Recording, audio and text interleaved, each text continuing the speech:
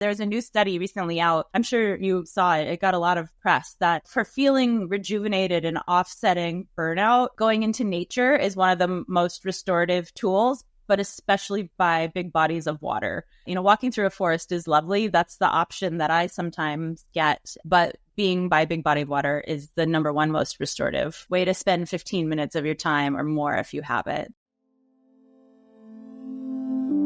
Collective Insights is a voyage through topics and technologies revolutionizing human well-being. Groundbreaking approaches for a better world and a better life await you. Welcome to Collective Insights. Hi, I'm Dr. Dan Stickler.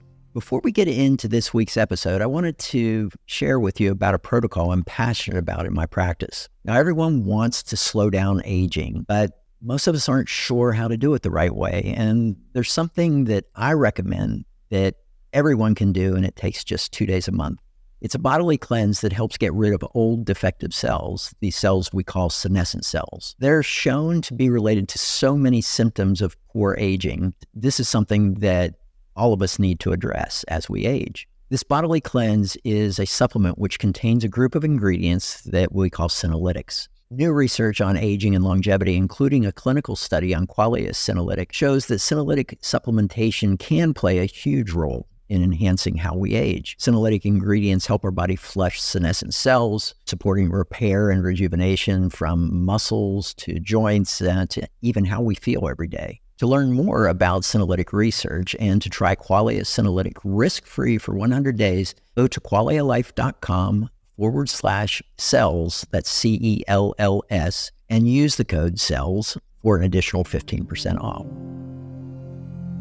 Hi, this is Dr. Greg, and today's episode, we have an author of a book I just recently read. She's an associate professor of psychology and the director of New York University Social Perception Action and Motivation Research Lab. Emily Balcetis has been described as a pioneer of the scientific investigation of behavioral science and motivation.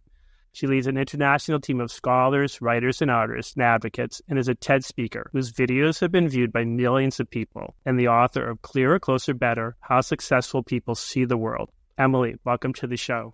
Thanks for having me. Oh, it's a pleasure. I'm always thrilled to get to interview authors after having read their book and share those people with our audience. So my understanding is social psychologist, I think is how you referred to yourself in the book. Maybe just describe to our audience what exactly that is.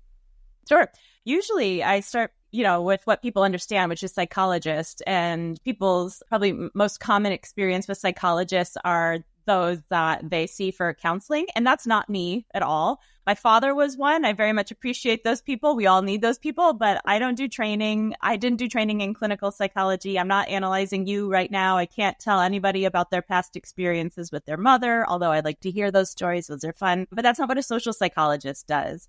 A social psychologist studies human behavior in a research lab. We don't wear white coats, though we could if we wanted to dress up like that. But we do design experiments. We tightly control different social experiences. We create those experiences. We measure, manipulate those experiences to see the causal effects on human judgment, decision-making, interactions, their own choices, and their own cognitions. So we're really connoisseurs of human behavior, so we could call ourselves behavioral scientists as well. That's what our day jobs are. Great. Well, and the overriding theme, or at least that I took out of it, so it may not be what you intended, of your book really was almost where motivation, behavior, and the visual system all collide to dictate, how we show up and act in the world. So maybe if you could just talk a little bit about what inspired you to write this wonderful book. Well, just like a medical doctor isn't immune from the common cold, behavioral scientists aren't immune from all of the problems with human behavior that we experience. So just like everybody else, I have challenges managing my time. I have challenges meeting my goals. And that's what I wanted to set out to really explore for myself and for everybody else that I've ever talked to that says that they have challenges trying to finish up the things that are most important to them in life. And so, doing a deep dive, there's been so much work done on self-regulation, how we manage our time, how we try to change our own thoughts, try to change our own behaviors and habits to meet those goals, self-regulate, to pursue our goals. There's so much work that's done on that. And lots of times you can look to the science, but you can also ask people like, what is going on with me? You know me better than anybody else. You could ask your husband, your best friend, your neighbor, your children, although they're going to give you unfortunately, probably pretty negative views about you. Don't maybe open that up with a word of caution when you ask your children, what do they really think of you? But when you ask people, sometimes what they say is, maybe it means you don't really want it. And that's why you can't seem to finish it up. If it never rises to the top of your to-do list, maybe that's a sign that you don't really care, you don't really want it, it's not that important to you. Or they might say, you're not trying hard enough. You just really need to put in some grit. You need to get grittier. You need to carve out the time. It's something about you and what you're doing wrong. And both of those inclinations or responses are just completely not helpful, at least because oftentimes they're not true. It's not that the things we aren't getting done don't matter to us. And it's not that we aren't trying hard enough. My perspective is that our go-to strategies, those that we use most often, may not be the best tools for the job. So you could imagine like a carpenter who's extremely skilled at building houses. But if you gave him a toolbox that had only hammers in it, yeah, he's going to do a pretty bad job of building that house for you. And maybe that's what we're doing for ourselves as we think about how are we going to approach these goals that really matter to us, that we're putting so much time and effort into. Maybe we've given ourselves just a big box of hammers. And what would happen if we expanded that toolkit and gave ourselves many more options? Could we do a better job at regulating our time, creating better habits for ourselves, making choices that help push us further along that path to goal completion? So that's really the question that inspired the work that I've done in my lab for the last 25 years. And one of those sort of sets of tools that I think people often don't think of putting in their toolkit has to do with the experience of vision. Vision is really unique. It's one of the most important and prioritized senses that we have. More of our neurological real estate, more of our cortex, the surface area of our brain, is taken up by processing visual information than any other form of sensory input. More than what comes in from our fingers or sense of taste or from smell. More of it is taken up by processing vision. And what we can do with our eyes is incredible. You can see the International Space Station 250 miles up in the air. You can see a single flickering candle, if the skies are clear, 35 miles away. We process what comes in through our eyes at 3 times the speed of the average internet connection. Our brains are faster than the broadband that we're using right now to talk to each other. So our eyes are amazing. And I think a lot of us sort of take it for granted. Because for most of us that have the experience of sight, we don't really have to think about it that much. It just is there. We just depend on what we see. We think it's doing its most excellent job for us. And so we just don't even realize how we could be using it differently and maybe even better to help us with things like managing our goals. I know think there's maybe this oversimplifies, but maybe 4 main tools that you talk about in different parts of the book and how those play out into results. And often they had to do with like focusing our visual field to overcome the barriers that often get in our way to have the life we want to lead. So one of those had to do with narrowing our focus. And one of the backstories, at least, was elite runners and what they would do towards the end of a race. So maybe could you talk a little bit about that particular tool? Sure. Yeah, I gave a TED Talk once about exercise and how we can change how we see to exercise more effectively, and in particular in the context of walking or running. And that got a lot of attention. A lot of people were interested in that. We all need to get more steps in for the most part. Most of us do. And so it appealed to a lot of people. One person reached out and said that he was a chiropractor and a trainer for an elite running team that happened to be in the city that I was living in New York City. So he said, come with me, come talk with these guys. I think they could learn from you, but you could learn from them too about what it is that they're doing when they're running.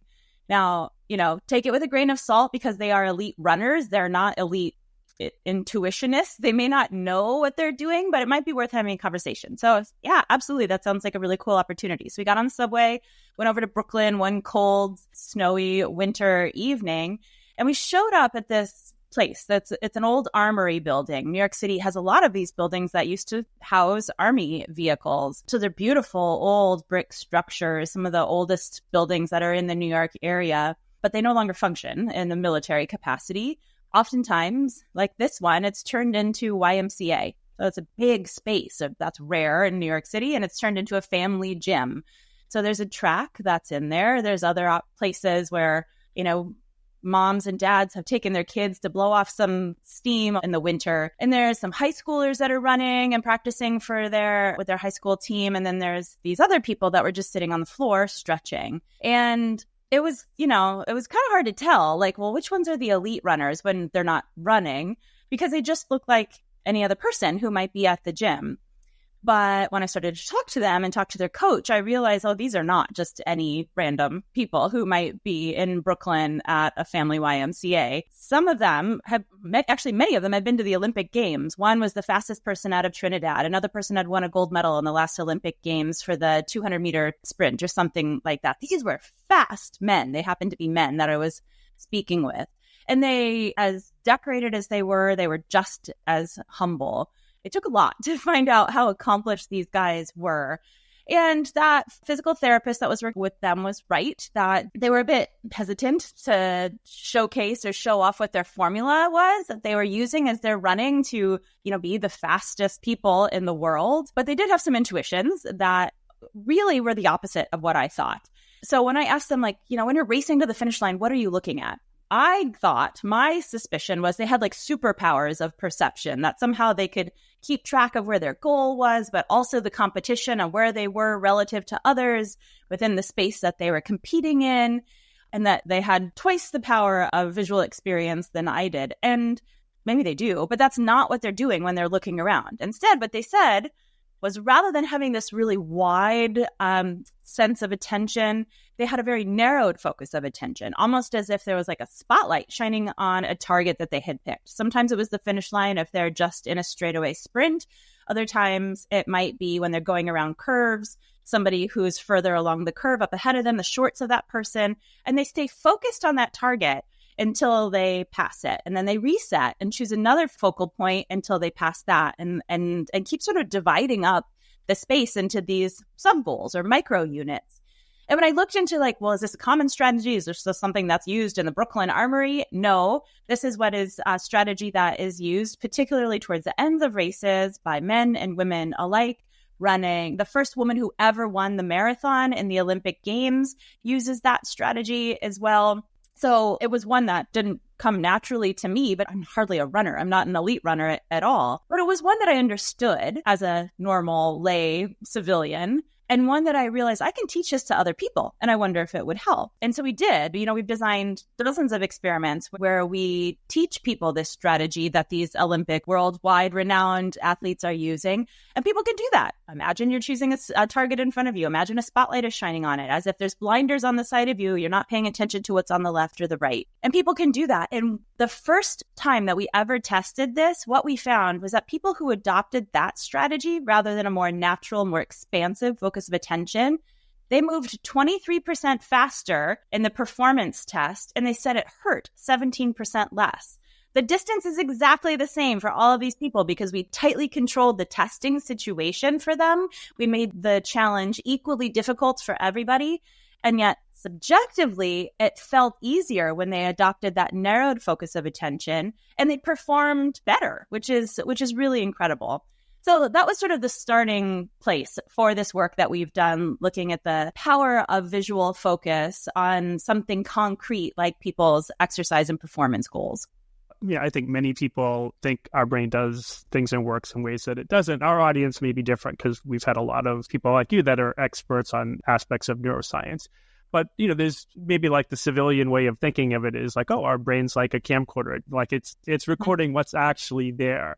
But really, our brain's filling in a lot of information and filtering out some. So how does that play in with this intersection of vision and motivation and achieving more and performing better? Yeah, so that idea that our brains work like a camera or a camcorder, that's been out there for a really long time. And that's, I think, our lay intuition as well. But it doesn't take much to start to pick that apart and to realize that, maybe your camcorder is functioning differently than mine. And you can think about these visual illusions that go viral on the internet, like the dress, if you recall that from a few years ago. This was in the UK. There was a woman. So she was shopping and she wanted her daughter's opinion about which dress she should buy. She took a few into the dressing room, snapped some photos of them, sent them off. What do you think? First, second, or third? I think the third, she says to her daughter, the blue and black one. And her daughter's like, yeah, I like the third one too. But what are you talking about? It's white and gold. So this dress blue and black versus white and gold? And like, how could these two people be looking at the same picture? How could 10 million people be looking at the same picture and come down to like the 60-40 split on whether this dress is blue and black, or white and gold when we're looking at the same thing? Or you can take more contentious issues when you think about video evidence and how body camera footage or dash cam footage or people's own cell phone footage documenting altercations between individuals, maybe police and civilians, and those clips of altercations go viral and they end up in court. And people in society are divided about whether that showed police aggression or civilian aggression. So much so that it's leading to some of the largest protests that we saw in society just a few years back. Or it leads to divided juries, which produces a hung jury because people are sitting on a jury can't decide, what does this video evidence present? Yes, we're looking at the same thing, and yet I do not see it the same way. And there are many examples of where this kind of video footage has made its way up to the Supreme Court. And the Supreme Court itself, the justices are divided about what appears in these pieces of video evidence. So to say what we see functions like a recording device, like maybe you can think about it that way. It's just a metaphor. But at the end of the day, the utility in anything that we're looking at comes down to the subjective experience, because it's my eyes that are seeing it. It's not just what is there, but it's my eyes and my brain that have to make sense of it. And once you start putting in the human element, that's when it doesn't really matter what is captured on that camera, because it's what my brain decides to see that really is going to be the basis for anything that comes next. And that's where the subjectivity can come into play and the polarization can come into play. So I didn't even answer your question yet, which is like, how can that be? How could we have such subjectively different experiences from one person to the next? Well, like you already foreshadowed, there's a filling in the gaps that happens. Like,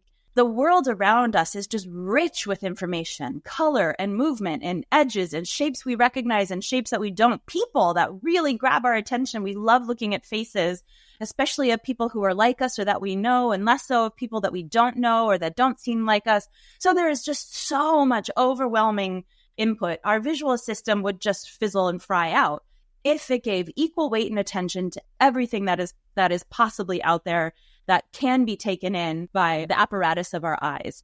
But the issue, too, is that actually the apparatus of our eyes has blind spots, and quite literally has blind spots. So, when light comes into our eye, the black part of our eye is the pupil. That's actually kind of a hole that allows light in so that it can sort of fall on the back of our eyeball onto the retina, this like map, this surface area covered in cells that can make sense of that light, gather that light information and send it to our optic nerve. It's a nerve that is at the back of our eyeball that connects up to our brain so that what comes in through our eyes can get processed by our brain. And you can think of that as an umbilical cord, in a sense, a tiny umbilical cord. And where the umbilical cord connects to that retina, to the back of our eyeball, there are no cells there. It's the connection point. So that's literally a place where if light lands there, there's no part of our body that can do anything with that.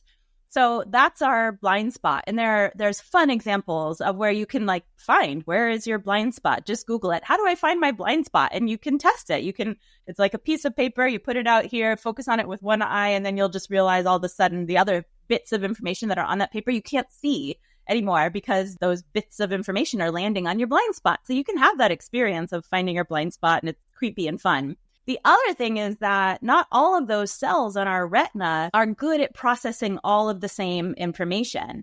So we have foveal view. A lot of people probably have heard of that, foveal view. That's where we can pick up details most precisely and acutely. Like when we're reading a book, we're reading text, our eyes are moving, and we have that experience. It's going across because we're moving that spot of foveal view across the little tiny details that are letters and words. But if you think about it, you're still taking in more. You're still aware of like what's happening in the periphery or that there's words above and below what you're actually reading. We're not blind to those. Those aren't in our blind spots, but we still don't see them as precisely and acutely. They're blurry. Maybe we don't really pick up on the color as well. But what's interesting is that foveal view, what we can actually see with great accuracy and precision, is the surface area on our arms are 2 outstretched thumbs. Everything else is coming in through our peripheral vision, meaning we're not seeing color very well. We're not seeing detail. It's blurry. So most of what we're actually seeing is sort of like degraded, like fuzzy, unclear, unsharp input. But we don't really realize it because our brain does a really good job of trying to quickly sharpen it up, make sense of it, tell us we know what it is, even though we might not really be seeing what it is. So there's a brief yet still long explanation about how the visual system works that could lead us to see things not as they are. Right. And I think, at least my understanding, a big part of stage magicians is taking advantage of how our visual system actually works compared to how we think it works to do what's so-called magic, right? So, that is happening all the time. And I know your book, there's a couple images that it shows that are, I would say, open to interpretation. So one I'd seen before, it's the one that's the drawing. It can be interpreted as a seal or like a horse's head. But my brain goes first to seal for that particular image. But there was another one I hadn't seen before, and this is one that overlays 2 famous pictures that creates like kind of a merged AI. So I immediately saw Marilyn Monroe and didn't see Albert Einstein until I read in the text below it. Oh, Albert Einstein. It's like, oh, there's Albert. Right. But I think so much of actually how our visual system and brain works is like there's a default almost our brain would go to, the story behind the image or the meaning we're extracting, which is created by a lot of things, our history, our expectations.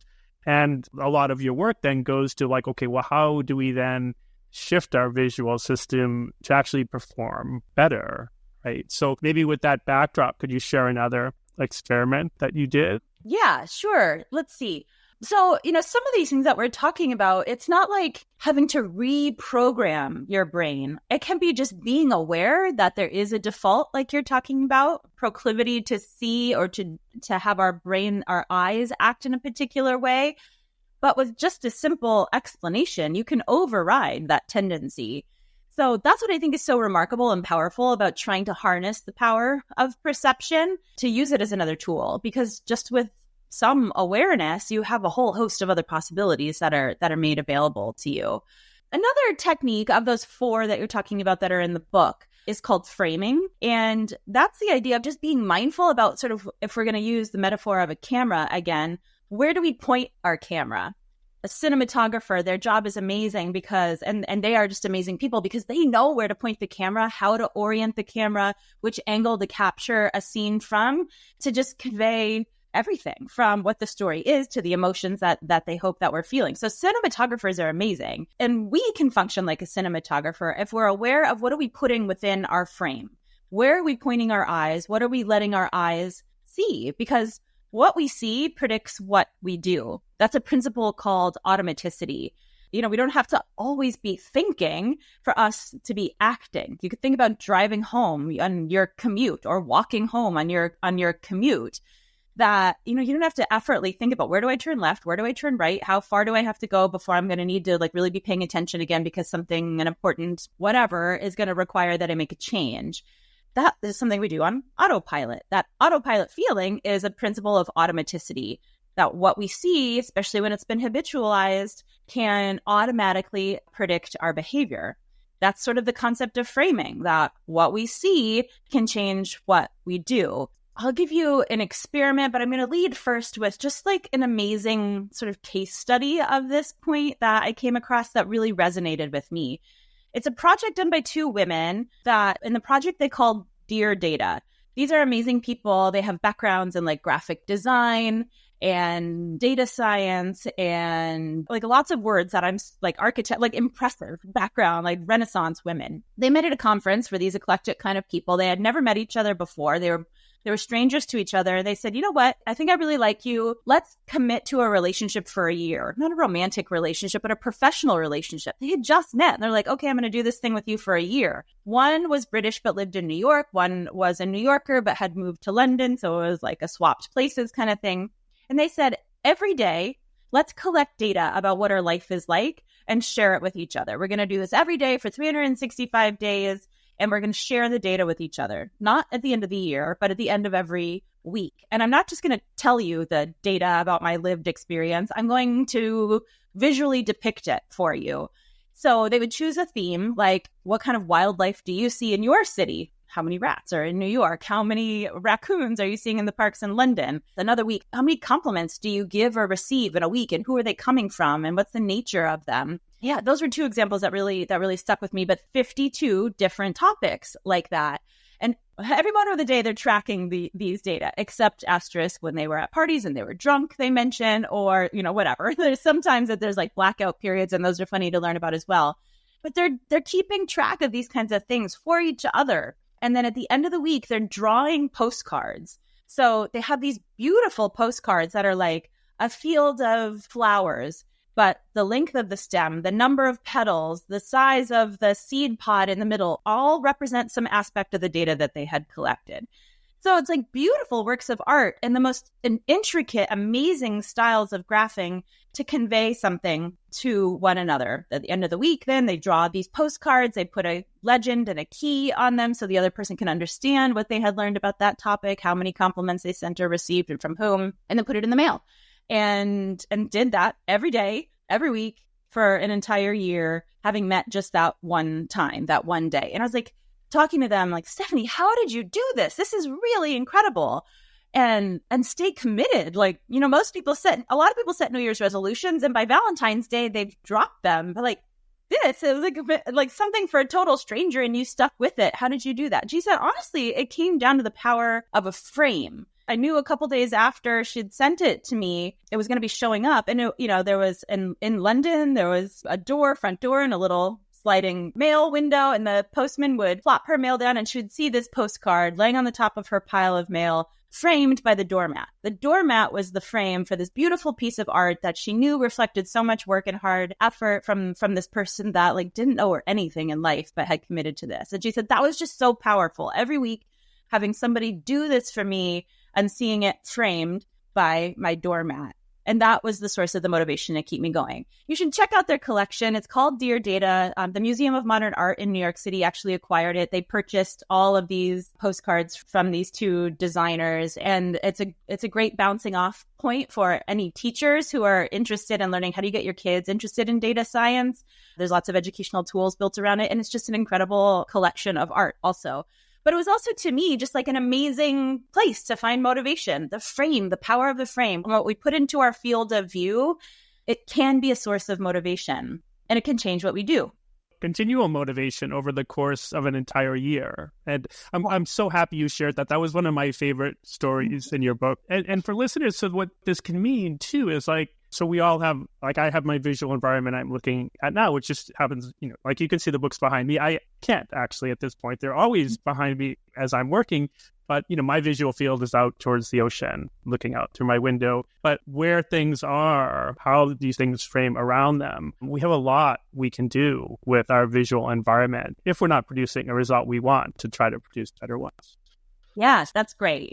I'm envious of your view of the ocean, and I think I would too find some motivation from that. In fact, just sidebar, there's a new study recently out. I'm sure you saw it. It got a lot of press that for feeling rejuvenated and offsetting burnout, going into nature is one of the most restorative tools, but especially by big bodies of water. Walking through a forest is lovely. That's the option that I sometimes get. But being by a big body of water is the number one most restorative way to spend 15 minutes of your time or more if you have it. So nice office setup, Greg. Very envious.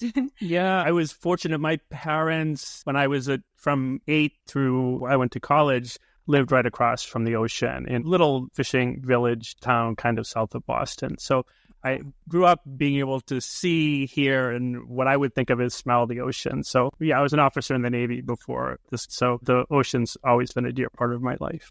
One other data thing that I found fascinating, because I'd never heard of it, and you mentioned that you played with it for, I think it was for a month with drumming, was, I probably had the name wrong, but like the 1 Second app or something. Yeah. In talking with this Dear Data team, I asked them, like, literally, how did you collect your data? I mean, were you like keeping a pen, writing it on your hand? You always had a notebook? Like, what did you do? And they said, no, there is an app that we used. It's called the Reporter app. And then there's the 1 Second Everyday app. But the Reporter app, there's many of them out there. You can just set it up on your phone. It will ping you however frequently during the day you want it to. And it'll ask you whatever questions you told it to ask you. So I played around with that one. Like, did you practice? Did you practice drums, Emily? That was a goal I set for myself, was to learn to become a rock drummer. When I was writing this book, learn to play one song really well on drums. And so I set it up to ask me, like, did you practice since last time I asked you? Almost always the answer was no. But if yes, then how did you feel about it? And tell me what your experience was like. And so that was one thing that I did for a month, was to track that.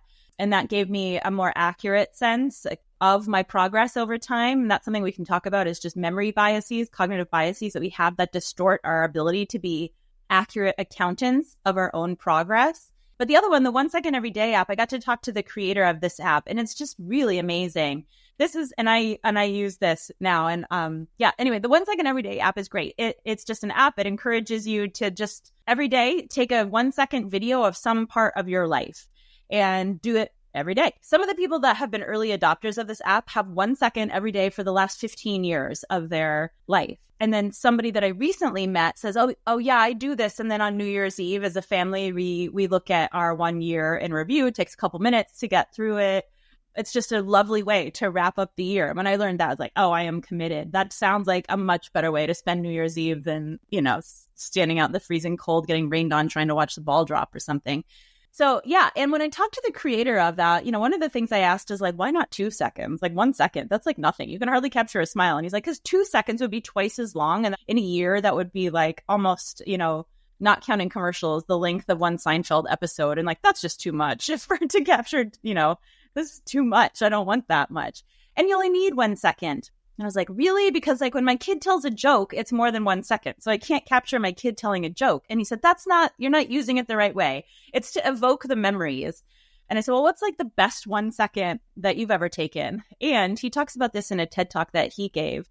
And it's kind of a sad story, but also a beautiful one at the end. He said, the most poignant one for me is 1 second of a brick wall. What's that about? Like, why the brick wall? And he said, because that brick wall is the first thing I saw after I left the ER room when my sister-in-law had been diagnosed with a near fatal twist of her intestines that, had she been even 5 minutes later to the hospital, would have twisted themselves so much so that she would have died instantly.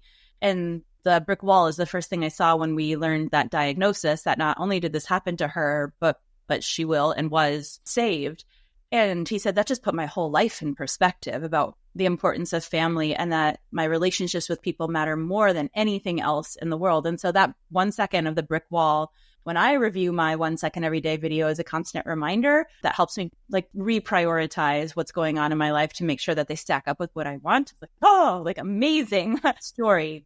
And I think, again, that comes down to the power of sight.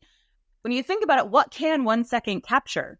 Not a kid's joke, maybe not even the first time your child smiles. Maybe, it's not going to capture much of your wedding day, but that visual is enough to evoke all of the tangential memories that come along with it, the feelings and the smells and the tears and all of it. And that's the power of the visual experience. So it's become a habit for me that I'm pretty good at. I'm more like a 1 second every other day kind of person. That's what I can like remember to do. But it is one that I think is really powerful, and it's an important part of our family. Well, and I think I'm recalling this correctly, but correct me if I'm wrong, that a neuroscientist decided to study people viewing their own personal 1 second every day string of memories versus other people's, and their brains were remarkably different in reviewing their own as opposed to someone else's. So fill in the gaps if I missed the really important part of this, Greg. But to recap, there is a neuroscientist who studied this. And the way that, if you just put on like a cold scientific cap, like, and just think as analytically as possible, if I show your eyes and I show my eyes pictures of faces or pictures of houses, neuroscientists know that there is a fusiform face area. There's more than one special place that processes faces. It's very specialized for helping us to distinguish, like, oh, that's the face of my husband. That's the face of his brother. That's somebody I do know, that's somebody who I don't know, that looks like somebody who comes from Argentina, that looks like somebody who comes from Brazil. How do we do that fast? Like, that's remarkable. But because people are so important to us as a human species, parts of our brain have specialized to be able to process, make sense of faces really quickly. So there's part of our brain that processes faces. Houses aren't so important to us as much as people are. So yeah, there's different areas that help us to make sense of houses. That's my house. That's a different house. That's a style similar to where I live, or that's not. But there's different areas of the brain. So when we're looking at our 1 second everyday videos, there's houses, there's faces, there's people, there's places, there's food, there's things that might be processed in very localized or specific areas of the brain. And that's true. When we watch those 1 second everyday videos, there are face processing areas that light up when you see faces, and house processing areas that light up for houses, different parts of your brain. But what's really interesting is that there's different places that light up when you see people that are important to you. If I watch Greg's 1 second everyday video, my brain responds really differently than when I watch my 1 second everyday video, even if we have the same number of people represented in those few clips or whatever that are being tested in the fMRI scanner. So there is something really specific that's happening when you're watching your own video of your own life, of your own loved ones. Your brain is responding in its own unique way. And it's not just like the cold analytical way of thinking about like, this is the face area. And our brain responds to all faces equally. That's not what's happening. Well, and I think the reason, at least part of the reason to me that type of study and your work is important, because it's not just what we see. It's the meaning that our brain gives it, right? And our brain's going to be trying to do that in the background without us. So it's one of the cool things about the type of work that you do. One of the other things I really liked in a book, I think the idea was, have it all, like a campaign that was for women decades and decades ago. And that you did a kind of a shopping experiment to see what was really important. Can you maybe share that? Yeah, I think it's a phrase that most women will have heard and hate, the idea of having it all and grappling with that. Like, well, what does that mean? Do I want to lean into that? Do I want to have it all? And what does having it all mean? Or do I want to push back and say, like, stop trying to make me be a jack of all trades? Like, that's not possible. When will it be men's turn? It hasn't been men's turn yet to try to have it all. The pressures put on men, or the opportunities put on men to try to have as equally strong a professional career and personal career with family. It's just not there yet, like it is for women. So this was actually a campaign that we were looking into, is how do women grapple with the idea of having it all? And what does that mean for them? But in particular, to the bigger aspect of motivation and goal setting, like, how do we choose which goals are most important and prioritized for us? And a lot of people rely on what I call a personal board of directors, friends and family, colleagues that you might ask, mentors that you might ask to help you make those decisions. Is this a job opportunity that I should pursue? Is it one that I should turn down because of what I'm trying to manage right now with my personal life? And so those social relationships are really important. There's a stereotype that, especially for women, a lot of those professional relationships are really competitive ones. And the idea of the queen bee phenomenon has been out there, that women who are in high power, high prestige, high status positions are not supportive of younger women who are coming up through the ranks. The idea being like, I worked my tail off to get here in a hostile environment that didn't let me have it all. The sacrifices that I made and the challenges I faced and overcame, we all have to go through that sort of baptism by fire to build what it takes to succeed. That's the stereotype. And that's certainly true of some people, not just women, of men also, but it's a stereotype that's disproportionately applied to women and then overgeneralized that, well, all female relationships must be that sort of competitive, catty, superficially positive, but underlyingly aggressive kinds of relationships. So that's what we were testing with this. It was a partnership with Nestle and Lean Cuisine, actually, to test this idea about, is this true? Is this true about female relationships as people try to navigate that having it all trope that is out there?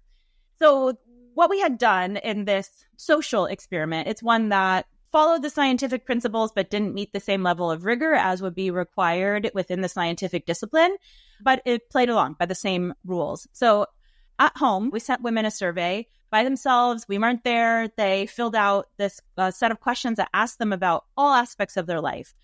what would it look like to have the ideal self-care opportunity? What would you be doing? How many hours would you spend doing what kinds of activities? I'd spend 6 hours doing yoga each week. I would make sure that I had 2 hours a week to have lunch or dinner with friends. And you define what that means for your personal life, for your educational pursuits, for your professional career, for how much money you want to be making relative to how much time you want to be working, and what kinds of degrees do you need, all like a 360 assessment of what would it look like to have your best life in these areas. Then they didn't know it, but they were invited by the same people that sent them that survey to show up at an address. They didn't know what for. So these were pretty, I would say, brave individuals. Hey, come to our store. It was an address in Soho in New York City, and bring a friend with you, somebody that you could really count on to help you make decisions. Some people brought one woman brought her two law school friends, her study buddies. One person brought her mother. Another person brought her best friend. There was lots of different female relationships that were represented here. Again, they didn't know what they were showing up for, but what they showed up for was a recording. It was a set. It was a television mobile set. So there were cameras, there was hair and makeup. They got whisked away to change out their outfits and do their makeup. And then they came down to our store. And this store was the It All store. So it wasn't a normal store. The shelves were covered in like small canisters or bags or boxes, and was organized in a way that the front of the store was the relationship aisle that they could shop. Do they want to be single? Do they want to be married? Do they want to be divorced? Do they want to be widowed? What does that look like? What about kids? How many kids? 0 kids, 1, 2, 3 plus. What do you want? What kinds of degrees do you want to have? And each of the bags had different answers. They were given a basket, and they went around the store and they shopped for what their ideal life would look like. The size of the boxes, the size of the bags, the orientation of the items meant that they couldn't just max out on every dimension. I want to work 5 hours a week and make $3 million a year. I want to have 12 children and still work 60 hours. Like, it wouldn't really allow itself for that. And their friends or coworkers or mothers would be there to sort of fact check them. And they weren't directed in any way, but those were the conversations that naturally evolved that a camera person, a cinematographer, was there to capture. Once they shopped the store, they came to the checkout where I was, and we looked at the items that they chose.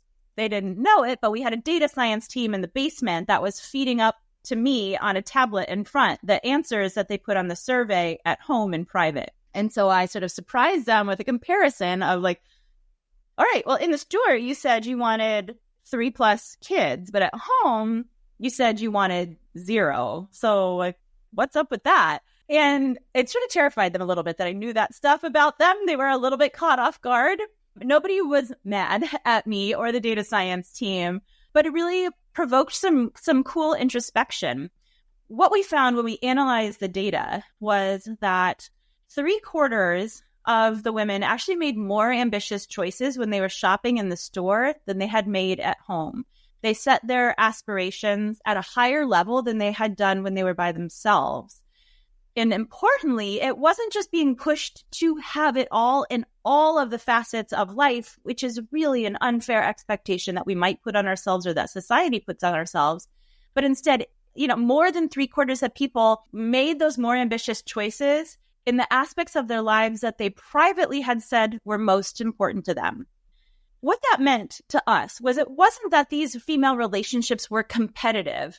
Instead, what it was that these conversations that these relationships were having was helping people to realize like what actually matters to you, what is important to you and what is less important, and to encourage them to shoot the moon in those areas that mattered to them personally, even when they were in opposition to what that person wanted.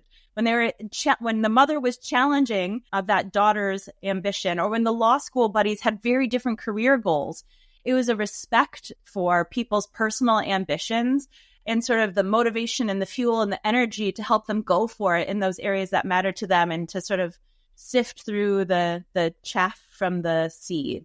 And I think that's so important because I think it's very easy to get bogged down in the less important. Like quick story, there was a point in my naturopathic school time period that I wanted to have it all Greg life, right? So I wanted to do Tai Chi and do yoga and be able to do a lot of pull-ups and run and work enough to be able to go to naturopathic school and go. And I remember one day waking up and like, I can't even get out of bed. My life is just too overwhelming. like all the things that I wanted to have. And at that point, it's like, well, what's the most important? And at that point, it was naturopathic school, a little bit of exercise, but not overwhelming amounts. So the last thing I wanted to do before we wrap up is, I think you had given us this question: how do we grow leadership abilities in ourselves and our children? And just give you an opportunity to share in that area. Thanks. Again, when it comes down to the power of perception, it's important for exercise. It's important for helping us figure out what's really important in our lives. It can be a source of motivation, but it can also be a source of demotivation, especially when we look at the world around us. And maybe we're interested in being the CEO of a company. Maybe we're interested in being the superintendent of our public schools. But when you look at the people who serve in those roles, in these high power, these important, accomplished positions, those demographics oftentimes fail to reflect the people that those leaders are serving. That there is sort of a homogenization of leadership and a lack of representation in so many facets of our society. And so, again, if it comes down to the power of perception, trying to think about, am I motivated to do this? Can I do this? Is this thing possible? Is this a space where I belong?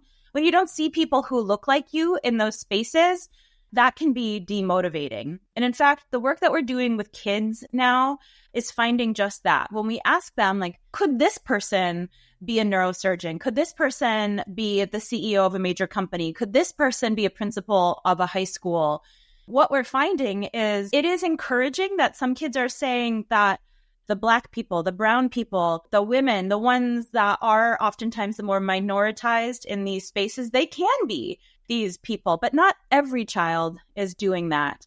And the ones that aren't are the ones that we have these techniques that can sort of take, like, we ask them, imagine what a person who is on television looks like. Imagine what a best-selling author looks like.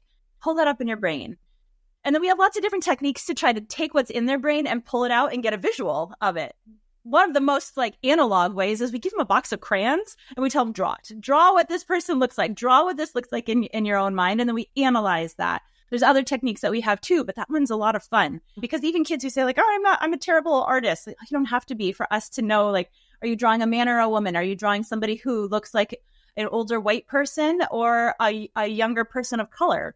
And what we find is that those kids that when we ask them, what does a leader look like to you? Draw what a leader looks like. Draw what a scientist looks like. Draw what a brain surgeon looks like to you. What they're drawing, when they draw ones that look like older white men, those are the kids who are not older or white, and sometimes not men. Those are the ones that don't think that there's a place for them. When what they see gets internalized and changes what they even can imagine, that's where you see sort of career aspirations being taken off the rails. And so a lot of the work that we're doing with kids right now is trying to sort of break that limiting even mental repertoire of possibility for them, to break that mental representation that is so limiting. So at least even in their mind, they can see other possibilities. And what we're seeing is that their motivation to try to be in that space is changing as a result as well. So there's lots of places where that visual experience and our imaginations and the visuals that we conjure up in our own mind can have profound implications for things that really matter with the choices that we make and the actions that we take. Oh, that's so lovely. So, well, thank you so much for the work you're doing, especially that's an amazing area right there, and then for joining us today. Before we leave, is there anything else you'd like to share with our audience, or is there a place to go to follow your work that you'd recommend? Sure. You can check me out on LinkedIn. I try to link to all of the publicly available work that I've done up on LinkedIn. If you want to learn more, you can check out the book as well. Well, thank you so much. And like I said, I recently read the book and highly recommend it to our listeners. So thank you again, Emily. Thanks for having me, Greg. It was a pleasure.